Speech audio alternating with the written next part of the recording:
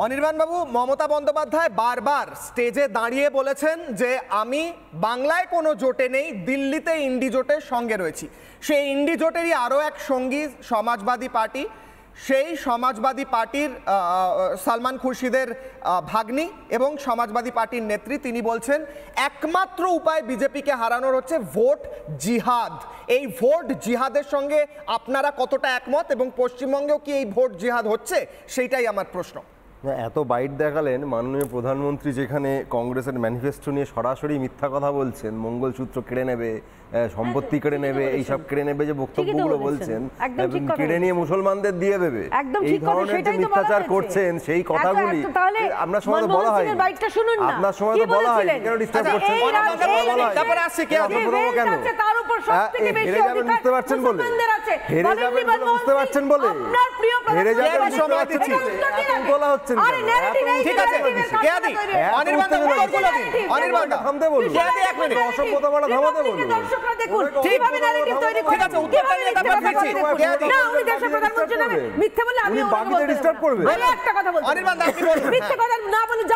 খুব ভালো কথা, আপনি থামুন। সেই আরে উনি ওনার সময় বলবেন, বাকিরাও বলবেন, ওনাকে নিয়ে শোটা করুন পুরো। আচ্ছা বলুন বলুন। যে বাইটগুলি দেখাচ্ছেন তার সঙ্গে নরেন্দ্র মোদীর বাইটও দেখান। শুরু করেছিলেন আপকি বার 400 পার এইসব বলে, 2047 সালে কি করবেন সেই সব বলে, তৃতীয়বার সরকারে এসে কি করবেন সেই সব বলে, ফার্স্ট ফেজ ইলেকশন হতে না হতে বুঝে গেছেন যে পালে আর হাওয়া নেই। অনির্বাণ দা, এগুলো তো আমি বলে দিলাম, এগুলো তো শুরুতে আমি প্রশ্ন বলে দিলাম, আপনি তো আমার কথা রিপিট করছেন।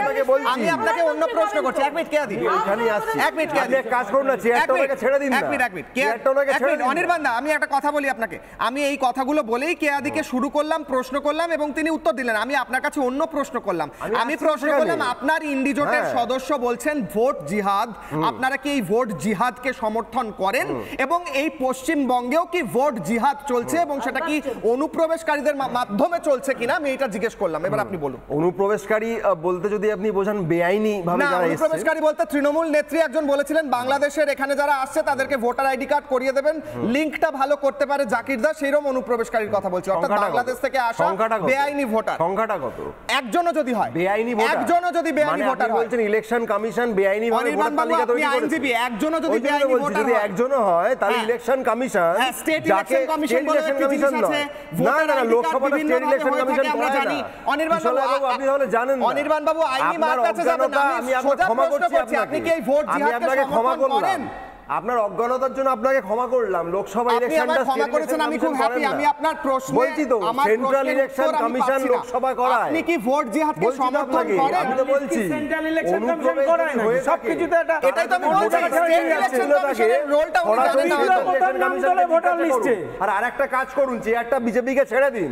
আপনার অনির্বাণ বাবু, আপনি কি ভোট জিহাদ সমর্থন করেন? আপনার পরিচালনা করার ক্ষমতা না থাকে, বিজেপিকে ছেড়ে দিন। পুরো শোনা তাদের অনির্বাণ বাবু 30 সেকেন্ড দেব, ছোট তাদেরকে করতে দিন। আপনি তো পারছেন না, যেমন সরকার চালাতে পারেন না, আপনিও শো চালাতে পারছেন না।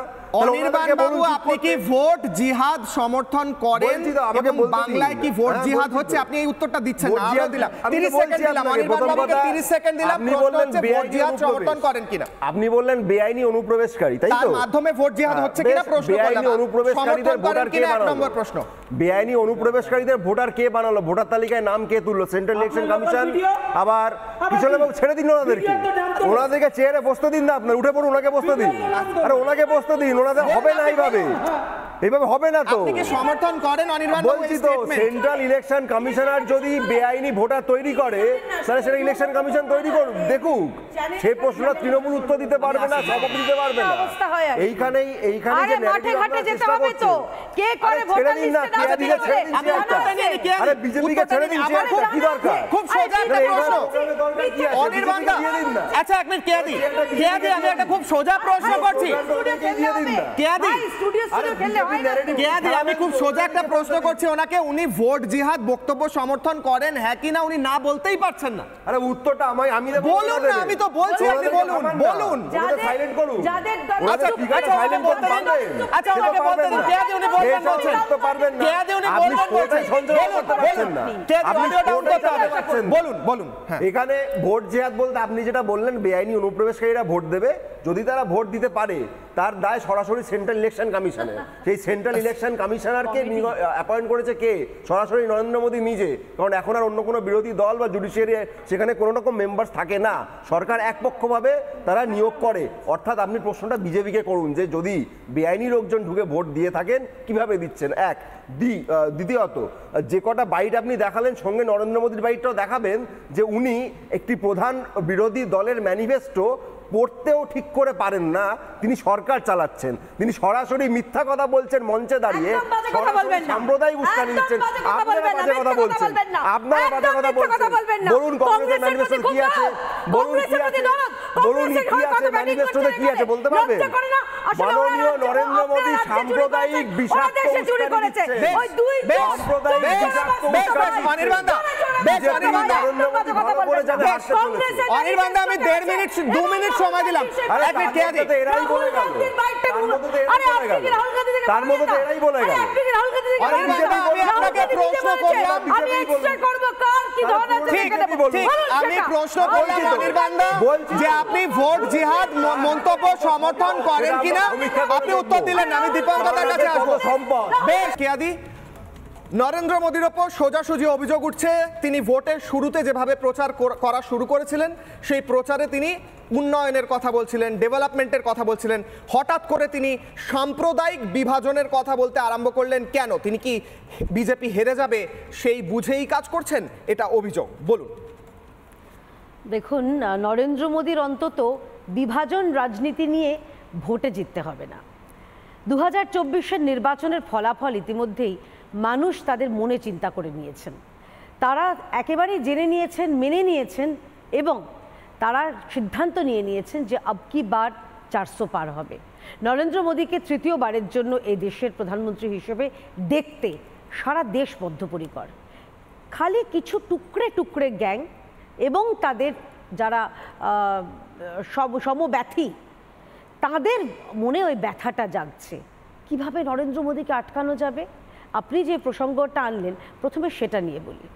ভোট জিহাদ, এটা নরেন্দ্র মোদী বলেননি, এটা বলেছে কংগ্রেসের একজন নেত্রী, একজন তাদের একজন সমাজবাদী পার্টির নেত্রী মারিয়া আলম, তিনি হচ্ছেন, মাফ করবেন, সমাজবাদী পার্টি, তিনি বলেছেন ভোট জিহাদের কথা। এবং তারা স্বাভাবিকভাবেই তারা হচ্ছে ইন্ডি জোটের একেবারে অবিচ্ছেদ্য অংশ। এবং এটা নিয়ে তার বিরুদ্ধে কোনো পদক্ষেপ করা হয়নি, তার এই বক্তব্যকে আটকানো হয়নি, প্রথম। আচ্ছা, দ্বিতীয় হচ্ছে এই যে কাস্ট সেন্সাস, রাহুল গান্ধী বারবার বলছেন আমরা বিভাজন করব, কে কোন জাতি, এটা নিয়ে আমি খুব, রাহুল গান্ধী বলছেন কেয়াদি যে আমি বিভাজন করে আমরা দেখব যে কার কত আয় রয়েছে সেই হিসেবে আমরা তাদের ওয়েল ডিস্ট্রিবিউশন। এক সেকেন্ড, আমি বলছি এই কাস্ট সেন্সাস নিয়ে আমি দুটো কথা বলতে চাই। জওয়াহরলাল নেহেরু তিনি বলে দিয়েছিলেন না আমরা এটার পরে, এবং বাবা সাহেব আম্বেদকর যখন সংবিধান পরে 1952 সাল 53 সালের পরে জওয়াহরলাল নেহেরু তিনি বলে দিয়েছিলেন না আমরা এই কাস্ট জাতি ভিত্তিতে আমরা সারা দেশে ভোট হবে না।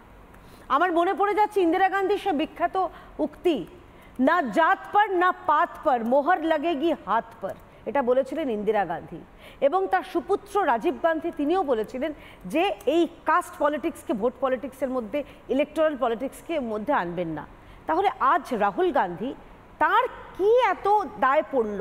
দায়টা একটাই, ভোটে হেরে যাওয়ার ভয়। একজন ডুবন্ত মানুষ তো ওই খড়কুটো নিয়েও বাঁচতে চায়, এবং রাহুল গান্ধী খুব সম্ভবত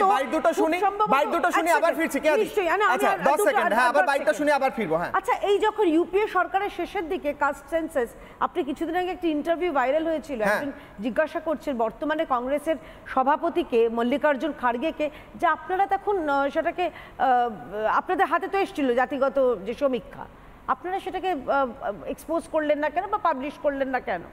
উনি বললেন না আমি পাবলিশ করতে পারবো না, কারণ এটা করলে ভোট কমে যাবে। বেশ কেয়াদি, এখান থেকে আবার আসছি, রাহুল গান্ধীর বাইটটা শুনে নি কেয়াদি, মানুষ বুঝতে পারবেন কি নিয়ে কথা বলছি। কেয়াদি আচ্ছা, কাস্ট সেন্সাস হলো, অর্থাৎ জাতিগতভাবে ভারতে কোন জাতের কত মানুষ আছে সেই, হ্যাঁ আসি কেয়াদি, সেই হিসেব। আচ্ছা 30 সেকেন্ড কেয়াদি, জাতিগতভাবে কত মানুষ আছে বুঝে কি লাভ হবে বলুন। বিষয়টা হচ্ছে এই যে আপনি যে বলেন ন্যারেটিভ, খুব দামি কথা বলেছেন।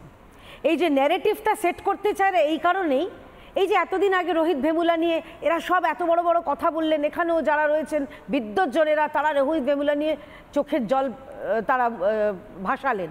নিশ্চয়ই যে কোনো মানুষের মৃত্যুই দুঃখজনক, কিন্তু রোহিত ভেমুলা কেন মারা গেছে আজকে বেরিয়েছে, এবং সেখানে কিন্তু বিজেপি সরকার নেই তেলেঙ্গানায়, কংগ্রেসের সরকার, কংগ্রেসের পুলিশ, কংগ্রেসের প্রশাসন, তারাই খোঁজ করে তদন্ত করে দেখেছে যে রোহিত ভেমুলার যে ঘটনাটা ন্যারেটিভটা তৈরি করেছিল সেটা ভুল। আর শেষ কথা হচ্ছে, যখন এই আপনি বলছেন সম্পত্তির ভাগ করুক না, আগে রাহুল গান্ধী, তারপরে সোনিয়া গান্ধী এবং ডিকে শিবকুমার আগে নিজেদের যে ধন সম্পত্তি রয়েছে সেগুলো বিলিয়ে দিক দেশের মানুষের গরিবের মধ্যে, তারপরে বুঝবো কত ধানে কত চাল, কত দম আছে। বেশ কেয়াদি, অনির্বাণ